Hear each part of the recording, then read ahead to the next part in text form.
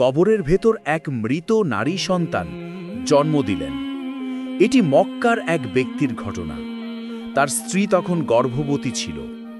হঠাৎ জিহাদের ডাকে যেতে হলো সেই ব্যক্তিকে।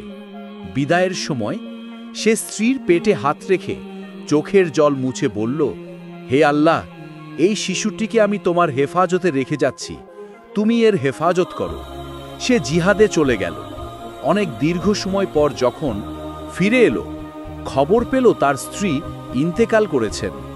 এই খবর শুনে সে কাঁদতে কাঁদতে বলল, আমাকে আমার স্ত্রীর কবরের কাছে নিয়ে চলো।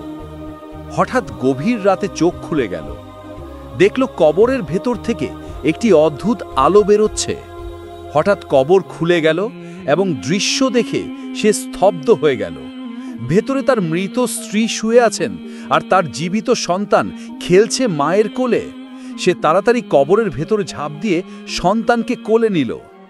আকাশ থেকে একটি আওয়াজ ভেসে এলো, তুমি তোমার সন্তানকে আল্লাহর হেফাজতে দিয়েছিলে, তাই সে তোমাকে ফিরিয়ে দেওয়া হলো।